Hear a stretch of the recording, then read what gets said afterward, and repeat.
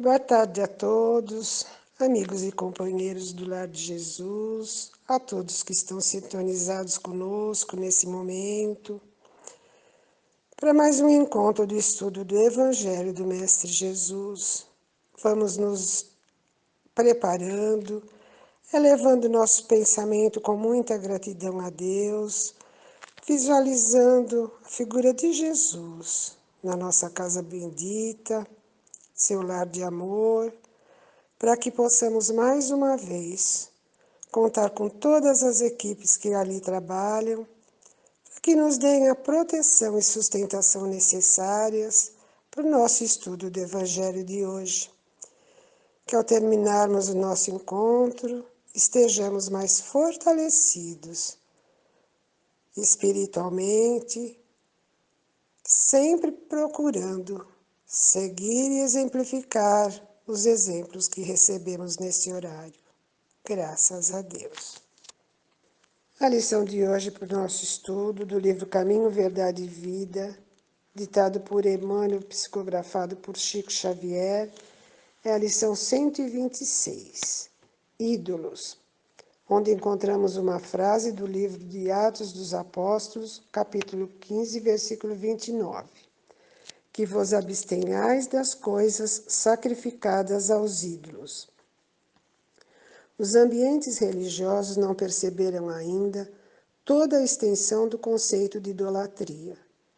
Quando nos referimos a ídolos, tudo parece indicar exclusivamente as imagens materializadas nos altares de pedra. Esta é, porém, a face mais singela do problema. Necessitam os homens exterminar, antes de tudo, outros ídolos mais perigosos que lhes perturbam a visão e o sentimento. Demora-se a alma muitas vezes em adoração mentirosa. Refere-se o versículo às coisas sacrificadas aos ídolos, e o homem está rodeado de coisas da vida. Movimentando-as, a criatura enriquece o patrimônio evolutivo. É necessário, no entanto, diferenciar as que se encontram consagradas a Deus das sacrificadas aos ídolos. A ambição de alcançar os valores espirituais de acordo com Jesus chama-se virtude. O propósito de atingir vantagens transitórias no campo carnal e no plano da inquietação injusta chama-se insensatez. Os primeiros lugares que o Mestre nos recomendou evitemos representam ídolos igualmente. Não consagrar, portanto, as coisas da vida e da alma ao culto do imediatismo terrestre é escapar de grosseira posição adorativa.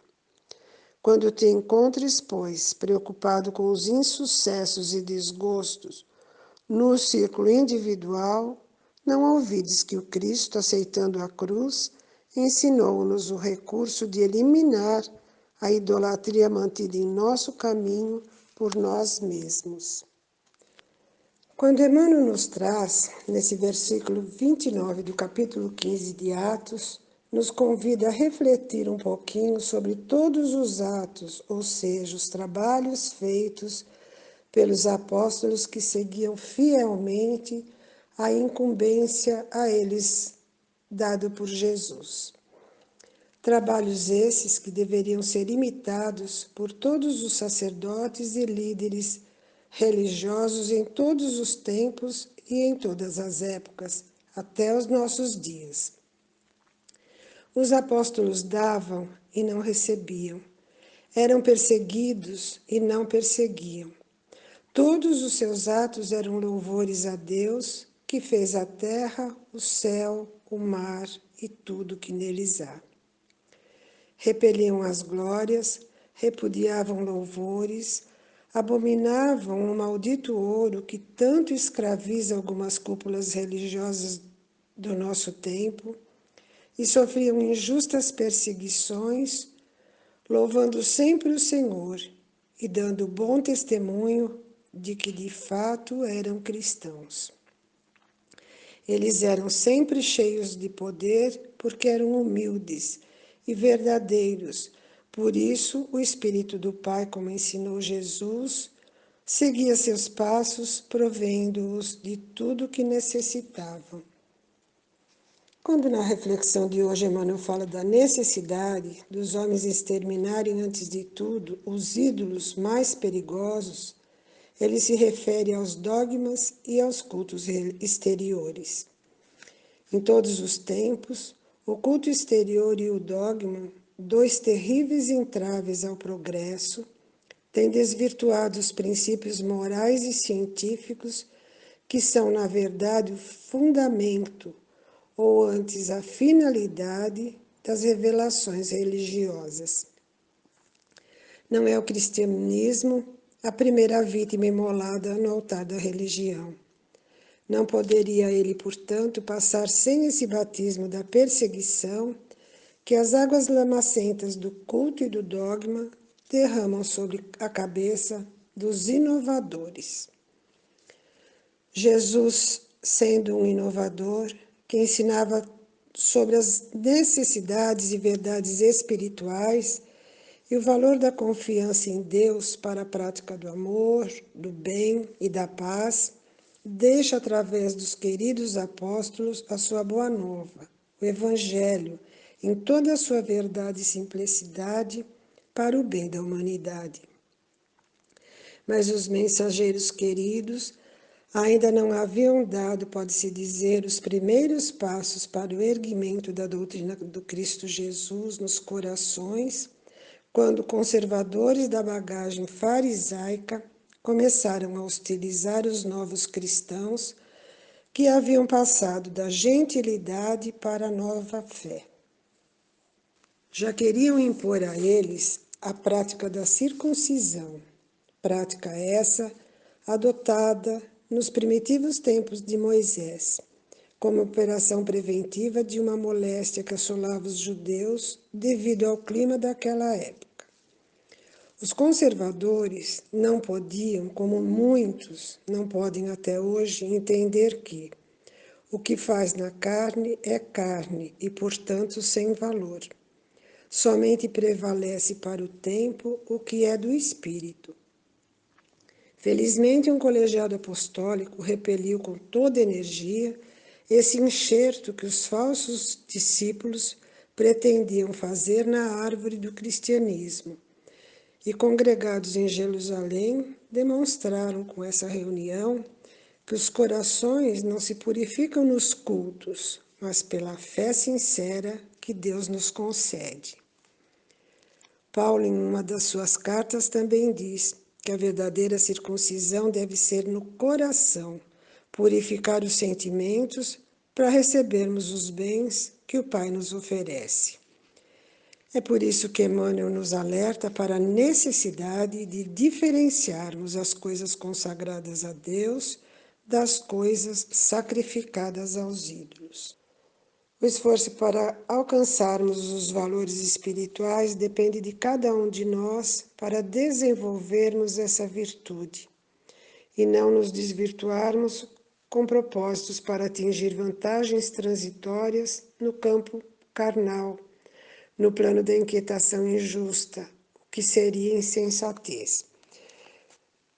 Na citação da parábola dos primeiros lugares, o conselho do mestre, nós lembramos que, transcendendo o simbolismo da parábola e analisando todas as circunstâncias da vida, significa que jamais alguém poderá ficar ocupando um lugar que não lhe pertença. A lei divina sempre prevalecerá. A certeza dessa verdade nos traz paz ao coração, pois nos lembra que não precisamos disputar acirradamente pelas coisas materiais. Eis que tudo que nos pertence, de acordo com a lei divina, será no devido tempo entregue a nós mesmos. Devemos então seguir o exemplo do Mestre e ser aqueles que vencem as ilusões do mundo, essas miragens por onde muitos já se perderam. Almejemos então ser aqueles que, convictos da soberana justiça, da soberana bondade, desejam servir antes do que ser servido. E para finalizar, o exemplo tão lindo que Emmanuel nos traz do Cristo na cruz, lembrando que ele, aceitando a cruz com toda a humildade, ensinou-nos a entender, o recurso melhor para entender e eliminar a idolatria mantida em nosso caminho por nós mesmos. Que a paz de Jesus permaneça entre nós. E agora vamos nos preparando para realizarmos as vibrações. A partir desse momento, fortalecidos e harmonizados com Deus, nosso Pai, com Jesus e com todas as equipes espirituais do Lar de Jesus, nós vamos vibrar. E vibrar é desejar os nossos melhores pensamentos e sentimentos em benefício deste mundo que habitamos. Vamos vibrar pelo bem universal, pela paz mundial e harmonia entre todos os povos. Vamos vibrar por todas as religiões e por todos os espíritos com tarefas evangelizadoras. Vamos vibrar pelo nosso Brasil, imaginando seu contorno todo iluminado. Que essa luz seja forte para iluminar os nossos governantes, envolvendo-os para que governem com sabedoria e justiça. Vamos vibrar por todos aqueles que sofrem as dores da alma e a do corpo físico.